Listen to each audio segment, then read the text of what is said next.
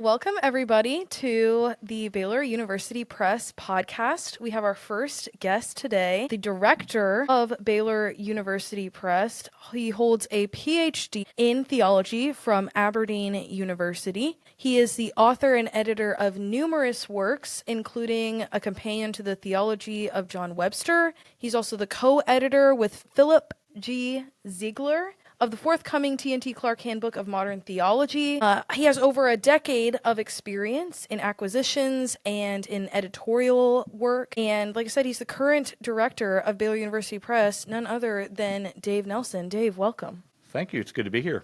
Yeah, we're glad to have you. We're glad you could join us. So tell us a little bit about your role at the press and how you got here. Sure. So I'm the director of Baylor University Press, and I think that means probably two things. I mean, in one sense, it certainly means that I'm kind of responsible for making sure that we're publishing the books that we're supposed to be publishing. So there's the actual directorial responsibilities that go along with the job. But then also there's a lot of representing of the press that I do, both here on campus at Baylor and elsewhere. I travel a lot for the press and for Baylor, and am also expected to be here on campus when visitors come around and everything, representing our interests and what we do, giving voice to the press in various settings. Yeah, so I've been here at Baylor for 3 years now. Prior to coming here, I was in acquisitions at Baker Academic and Brazos Press for 10 years. So I worked there. I acquired books in theology, and I got into that position right after finishing my PhD.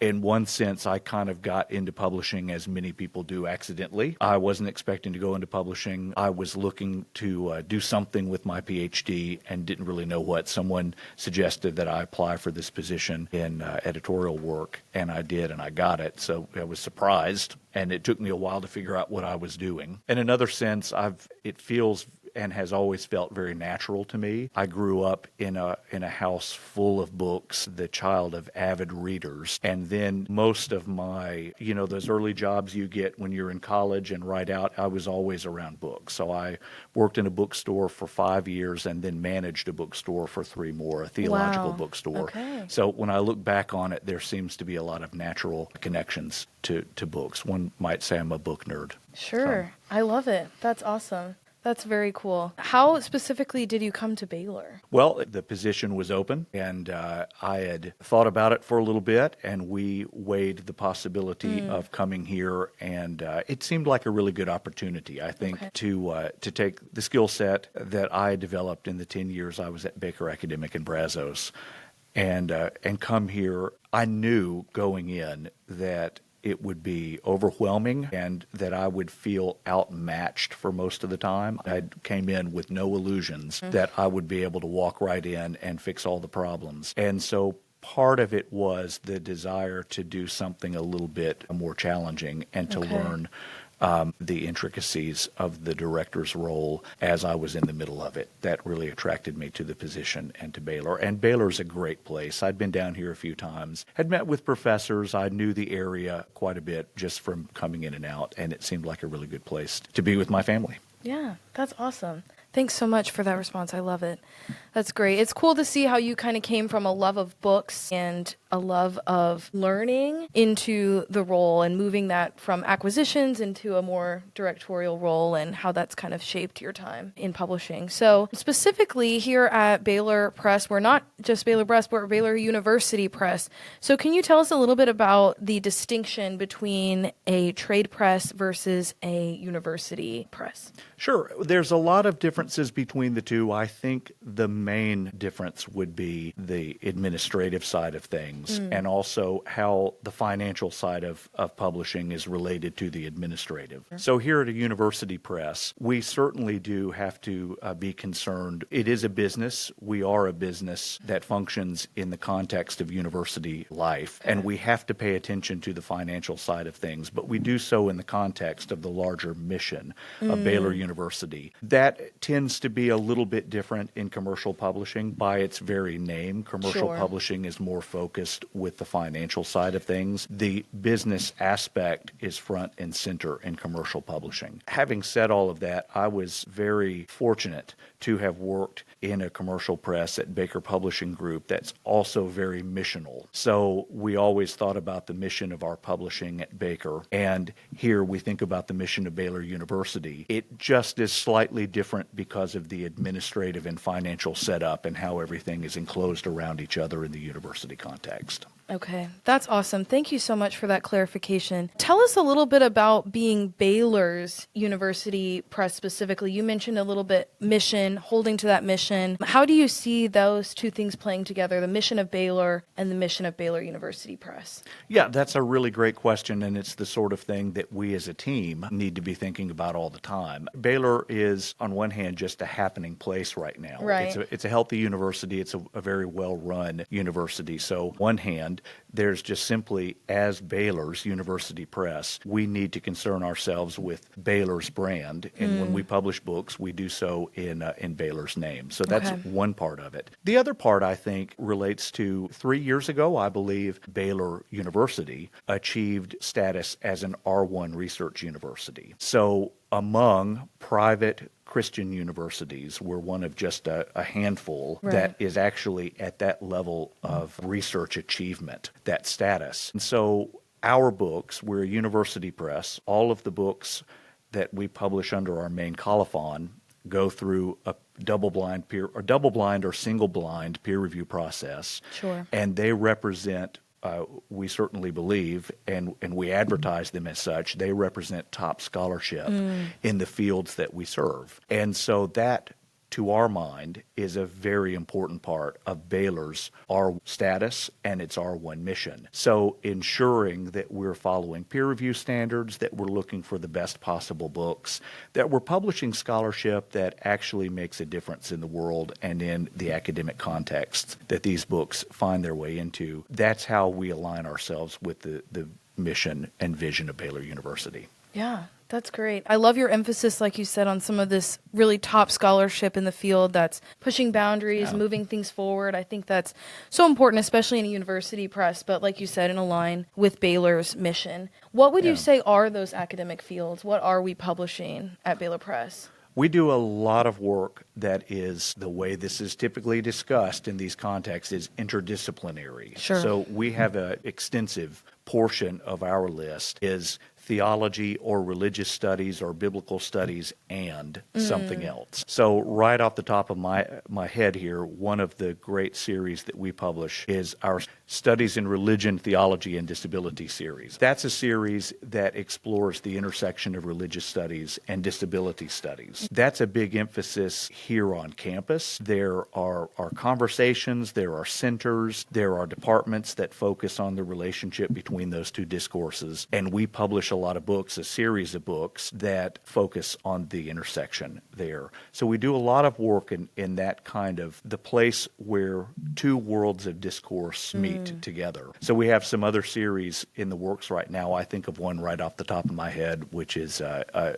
series on theology or religion and medicine. So the medical humanities, which is this really interesting mixing together of scholarship that brings together the humanities, in the case of the series, religious studies, together with medicine and medical studies as well. So we do a lot of publishing that kind of fits that kind of research, which we think, and certainly this seems to be playing out in the context of contemporary university culture in the 21st century. That's the stuff that's at the vanguard. One of the things I expect that we'll want to explore more of in this coming decade would be scholarship at the intersection of religious studies and technology. So everyone these days is talking about AI. Yeah. There's a lot of anxiety about AI and what it means for places like Baylor, what it means just generally in the world. And there is research going on that strikes the boundary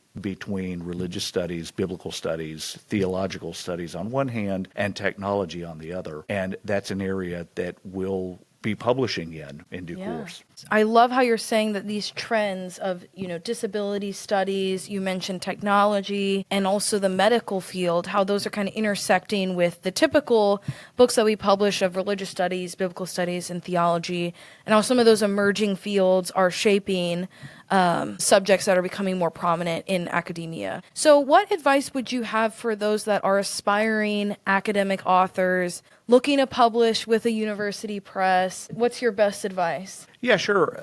So I frequently give talks and lectures on how to line up your first publishing experience, how to find a publisher. I won't give author. I've got kind of a little like three-legged stool that I always share with my hearers. I won't give all three of them, but I'll tell you about a taste. Two of the things, two bits of advice that I think are absolutely essential for aspiring authors would be, first, know your publishers, and second, know your project. Yeah. So knowing your publishers, publishers build families of books.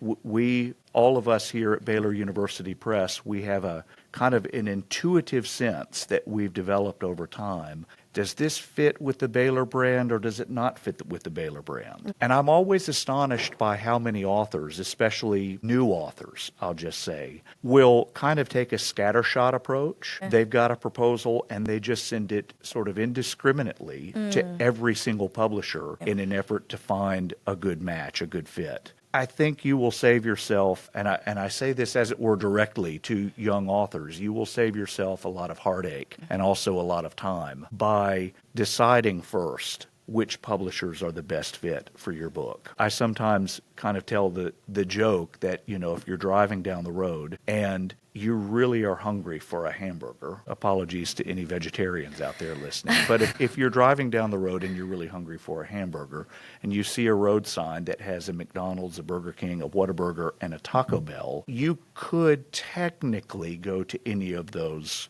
restaurants. Right. Technically you could, but you don't. What you do is you go to one of the places that sells a hamburger. If you want a mattress, you go to a mattress store. If you need furniture, you go to a furniture store. If you want a television, you go to a place that sells television. For some reason, what we find fairly frequently in the publishing world is authors who haven't given much thought on the front end to which publishers actually would serve their book well. The more research you can do on the front end about the publishers, the better you'll be served and the likelier the chance that you'll actually connect with a publisher that can serve your book well. The other thing, again, the second leg of the three-legged stool, I won't give you the third one, but the second one is know your project. Take your book proposal with utmost seriousness. We are all editors. We're book readers around here. We don't like typos. We like serious. We're working with projects that have passed through double-blind peer review, many of them. Yeah. And we take these books very seriously. And every now and then we'll get a proposal. I would say we get a lot of proposals that are just poorly written. The ideas are not articulated very well. And that actually does make a difference. I try to tell people to take their book proposal with about the same degree of seriousness as they would a cover letter in an application. If you're applying for a job, you want to make sure that what you're putting before a potential employer is the most serious version of yourself that you possibly can. Sure. So I encourage everyone that submits proposals to us to just be very deliberate about editing, revising, and clarifying what it is they're trying to get published. Wow, that's so helpful. Thank you so much. Yeah, that's great. I love, too, the level of professionalism it seems like you're kind of driving home, not only with your own project, but with searching for the right publisher and trying to figure out who's the best match professionally and topically, as well as who's going to get to your audience. I feel like that, would you say that's a big thing as far as who the publishers specifically are reaching? Absolutely. That's what publishers do. Publishing is the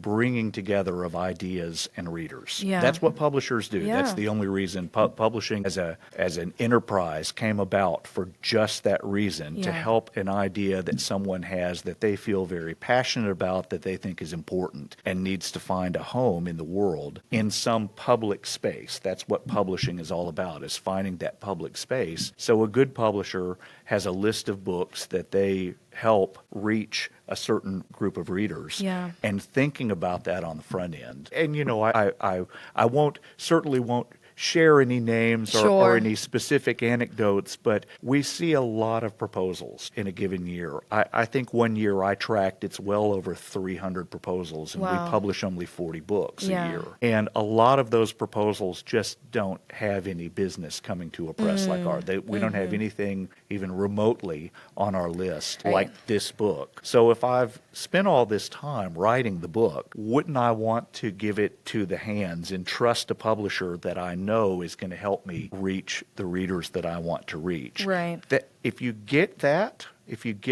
very basic, almost elementary aspect of publishing, you can go a long way. And it always surprises me that many folks have not put much thought into that. Sure. Yeah. Thanks, Dave. That's so helpful. I think we'll shift a little bit here. Obviously, you're our first guest on the podcast. The first one. The very first, the debut. He's the original, the OG. Wow. There you go. Yeah. We're going to look back one day on this and be like, no one did it like Dave. No one did. I set the high bar. The bar really high. Wow. That's really high. But on that note, what role do you see the podcast as playing in the life of the Baylor University Press books? I think it gives us a great opportunity as a publisher to do a number of things, I think. I mean, certainly our listeners will hear from authors of our books talking about their books, and it gives the authors a chance to tell readers a little bit about the ideas, the passion behind the ideas, the writing process. Writing is a creative and usually, at some points at least, fairly agonizing process as a creative thing to get the words onto the page. And we'll have an opportunity, our readers and listeners will, to hear about some really great books that are coming out. But I think as well, we'll have episodes that are about publishing itself, episodes that focus on where the industry is these days. Our listeners will get a chance to hear authors who don't necessarily publish with Baylor University Press talk about the writing process and talk about books and about the culture that we're in religious studies these days, which is still focused on books. We'll talk at some point about technology in publishing. So this gives us an opportunity to share with our listeners some of the things that we're wrestling with as a publisher, which ultimately that's what good publishing does, is it creates this public space for these ideas to live. That's great. Kind of opening the door for a lot of these different things, not only, like you said, conversations with authors, hearing about their work, but also, hearing about publishing as a whole, and hopefully helping some of you listeners that are aspiring authors as you enter the publishing world or the world of academia, or if you're just generally interested in niche topics, we love it. Yeah. And can I just add, Anna Kate, one of the if you've published, there's a kind of a veil between the author and the publisher. Yeah. If I was dismissive a few moments ago about those authors who have written something and then they just sort of send these indiscriminate proposals out there that random publishers are sort of hit by them and they don't know what to make sense of it. The reason why that behavior, as it were, happens is because there is this mystery, there's this veil. And some of that I do think is the fault of publishers. This gives us an opportunity, doing a podcast like this, to maybe demystify the publishing process, opening doors and helping listeners get a better feel for what publishers do and how we make our decisions and what we're interested in and what we're looking for. That's so true. Kind of unmasking what it is that's going on. Yeah, a little behind the scenes look. That's great. Awesome. Well, what is your favorite podcast to listen to? Other than ours, of course. Well, of course. And this is the first one. It's so the I'll inaugural, just listen. The inaugural. I'll listen to this one again and again. No. Some of our listeners may be disappointed to learn or at least surprised that I don't actually listen to a lot of podcasts in publishing or in theology. I tend to listen to a lot of music podcasts. Yeah. Some I just sort of randomly find. If I'm Sure. listening to something and I just want to hear more about this particular person, I'll type it into, Apple Podcasts Sure, and then yeah. see what comes up. The one that I listen to fairly religiously is a journal, a magazine called Fretboard Journal. Okay. And what I really love about it is it's just a variety of different episodes, all kinds of episodes about guitar playing, from musicians to luthiers and other various equipment designers, and I just find it really interesting, and it's just kind of cool to hear what's going on. So in a way, there's a parallel to what we're hoping to offer with this Sure. podcast here, just giving readers who are into the stuff that we do kind of a chance to hear about the whole thing. Yeah, that's great. I love that you say that. One of my favorite podcasts is Office Ladies. Fisher, Angela Kinsey, they're actresses on The Office, and I like to listen to that podcast just behind the scenes look at how they Yeah. did the show and all this. And I was watching a movie the other day and I had that thought where like suddenly their voices were in my mind and I Yeah. was thinking about, I wonder what direction they were given by the director before, the Sure. scene began. And I think in a similar way, this podcast, like you're saying, hopes to serve that purpose. Yeah, behind the scenes, Yeah, right? behind just the just a scenes. little bit of a window into what Yeah. goes on in the publishing house. And who knows, there might be listeners who end up in publishing. And this is instrumental early on as they're considering their own vocations. It's really cool to meet new emerging publishers Yeah. along the way and get to chat with them about what publishers do. That's Yeah. awesome. We love the world of podcasting, learn about guitars, learn about TV shows. You and- listen to what you're interested Yeah. in, right? That's what people typically Yeah. do with their podcasts. Yes. And we know that there are a lot of people who are interested in the books that we publish and how we go about doing it. This gives us a chance to connect with them. That's great. Well, thank you so much, Dave. Do you have any final thoughts, anything you'd like to share with the world? I don't think so. It's just, I do think I'll just say very briefly that it's a great opportunity that we have as publishers to work at a great place like Baylor and to do publishing in Baylor's name. And this is an exciting thing that our team is getting started and looking forward to listening. Yeah. Well, Yeah. we're so grateful. Thank you so much for coming on, and we look forward to what the future of the podcast has in store. So thank you. Thank you.